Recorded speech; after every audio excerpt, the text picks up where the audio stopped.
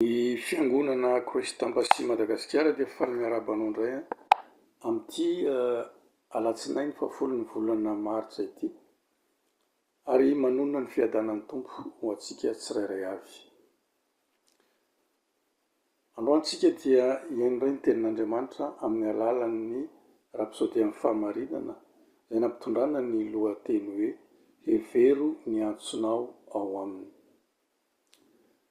Hitantsika ny tenin'Andriamanitra ao amin'ny Hebreo 1:4-20 ka hatramin'ny 4:20 izay mivaky toy izao amin'ny anaran'i Jesosy. Finoana no nandavan'i Mosesy tsy atao hoe zanaky ny zanakavavin'ny Farao rehefa lehibe izy, nifidy mantsy hiara mitondra ny fahoriana amin'ny olon'Andriamanitra toy izay hanana fifaliana vetivety amin'ny fahotana. Nanao ny fanaratsiana ny Kristy ho harena be lavitra noho ny zavatsoan'i Egypta, satria nijery ny famalian-tsoa izy. Ny ohatra nasehon'i Mosesy ao amin'ny soratra masina fanokafana dia arak'izay andrasan'Andriamanitra amintsika, mba ho hita ao aminy isika ary hanaja ny antsontsika ao aminy mihoatra noho ny harena, ny laza ary ny fiadanana izay azon'izao tontolo izao atolotra. Ny firaisanao amin'ny Kristy no zava-dehibe indrindra. Lehibe lavitra noho izay mety ho azon'ny volo izany.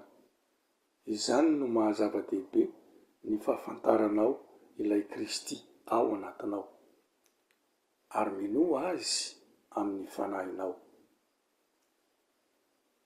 Ny fahafantaranao hoe izy ianao ao aminy sy ny lovanao be voninahitra ao aminy dia hanetsika ny ao anatinao, hanomeanao fahasahiana sy fahatokiana mahatalanjona ka manjary tsy misy dikany aminao izao tontolo izao.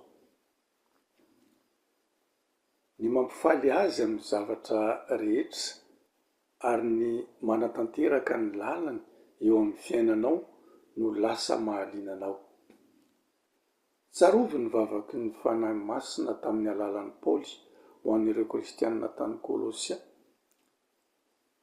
Ary noho izany dia mangataka amin'Andriamanitra mandrakariva izahay mba hiainanareo mendrika ny tompo sy hampifaly azy amin'ny lafiny rehetra.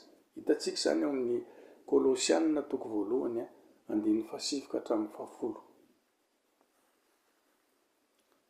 Tsy niaina tamin'ny andron'i Jesosy Mosesy fa nanana fanambarana momba ny antsony izy sy ny maha izy azy miaraka amin'ny mpamonjy izy.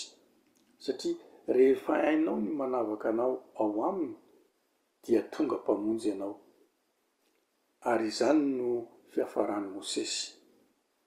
Ny Baiboly dia milaza fa tamin'ny alalan'Andriamanitra no nanafaka namonjy ny zanak'Israely avy tany Ezipta. Ny fahefana ny fanandrana tamin'ny Farao hamela ny vahoaka an'Andriamanitra handeha dia fanaovana sorona ny aina, fa ny hevitra ny andraikiny ho ambony lavitra noho izay mety ho voka-dratsiny izy. Tsy natahotra izy, tsy niraharahan'i Ezipta izy izao tontolo izao sy izay rehetra manohana azy izy. Aza vela hisy antony na zava-dehibe aminao mihoatra noho ny fivelomana ho an'i Kristy, hoy ny Baiboly. Ary maty hamonjy ny olona rehetra izy mba tsy ho velona ho an'ny tenany intsony izay velona fa ho an'izay efa maty sy nitsangana hamonjy azy. Hitantsika izany tenin'Andriamanitra izany ao amin'ny Korintianina 2:5-10. Aoka ianao ho velona mba hampifaly azy. Tsarovy fa ianao dia mpamonjy avy an-jiona. Novonjena ianao mba hamonjy ny hafa.